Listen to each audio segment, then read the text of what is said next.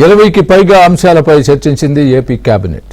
స్త్రీ శక్తి పథకం, ఉచిత బస్సు ప్రయాణంతో ఇబ్బందులు పడుతున్న ఆటో, క్యాబ్ డ్రైవర్లకు 15,000 ఆర్థిక సాయం అందించే పథకానికి ఆమోదం తెలిపింది. ఈ కార్యక్రమాన్ని శనివారం లాంఛనంగా ప్రారంభించనున్నారు ముఖ్యమంత్రి చంద్రబాబు.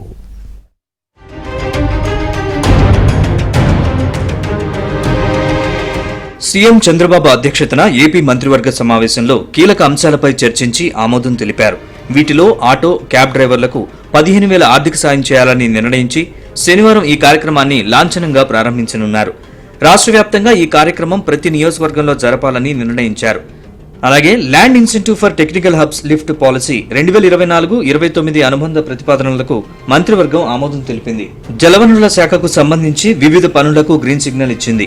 కారవాన్ పర్యాటకానికి అమృత్ పథకం 2.0 పనులకు మంత్రివర్గం ఆమోదం తెలిపింది. ఆటో డ్రైవర్స్ కి, ఆటో నడిపే వాళ్ళందరికీ కూడా కొన్ని ఇబ్బందులు తలెత్తుతున్నాయి. వారికి ఏదైతే వారి ప్రొఫెషన్ ఉందో దానికి ఇబ్బంది పడుతుందని చెప్పేసి కొంతమంది ఆటో డ్రైవర్లు, క్యాబ్ డ్రైవర్స్ వీళ్ళందరూ కూడా ముఖ్యమంత్రి గారికి రిప్రజెంటేషన్ చేయడం ద్వారా మరి ముఖ్యమంత్రి గారు వారి సమస్యని కూడా పరిగణలోకి తీసుకుని ఈ ప్రభుత్వం యొక్క లక్ష్యం సాధ్యమైనంత వరకు ప్రభుత్వం చేసే కార్యక్రమాల ద్వారా ఎవరికి నష్టం కలగకూడదు, ఎవరు ఇబ్బంది పడకూడదు అనే లక్ష్యంతో ఏదైతే ఈ ప్రభుత్వం పనిచేస్తుందో దాంట్లో భాగంగా ముఖ్యమంత్రి గారు ఆటో రిక్షా వాళ్ళకి, డ్రైవర్స్ కి, మోటార్ క్యాబ్ డ్రైవర్స్ కి, మ్యాక్సీ క్యాబ్ డ్రైవర్స్ కి 15,000 రూపాయల ఆర్థిక సాయం అందించడానికి జారీ చేయబడిన ఉత్తర్వులని మంత్రి మండలి ఆమోదించిందని చెప్పేసి మనం చేస్తాను.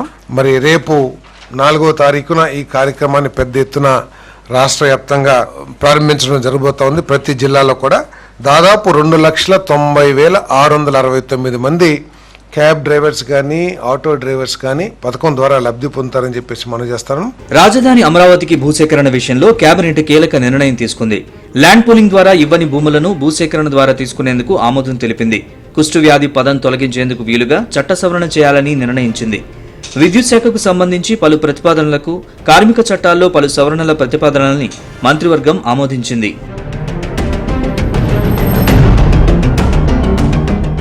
ఇదిలా ఉంటే ఇటీవల జరిగిన అసెంబ్లీ సమావేశాల్లో కొంతమంది ఎమ్మెల్యేల తీరుపై సీఎం చంద్రబాబు అసహనం వ్యక్తం చేశారు. కొంతమంది ఇష్టం వచ్చిన విధంగా మాట్లాడారని, వారిని నియంత్రించాల్సిన బాధ్యత ఇన్ఛార్జి మంత్రులదేనని సీఎం అన్నారు. ఎమ్మెల్యేలు, ఇన్ఛార్జి మంత్రుల మధ్య సమన్వయం ఉండాలని చంద్రబాబు సూచించారు.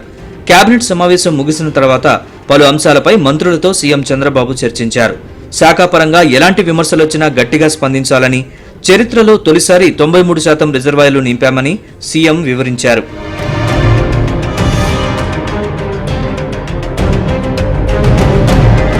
పూర్వోదయ పథకం ద్వారా ఉద్యాన, ఆక్వా రంగాల్లో రాష్ట్రానికి 65,000 కోట్లు వచ్చే అవకాశం ఉందని సీఎం స్పష్టం చేశారు.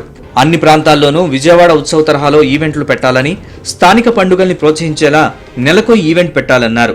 ఈ నెల 16న ప్రధాని కర్నూలు పర్యటనను విజయవంతం చేయాలని సీఎం సూచించారు.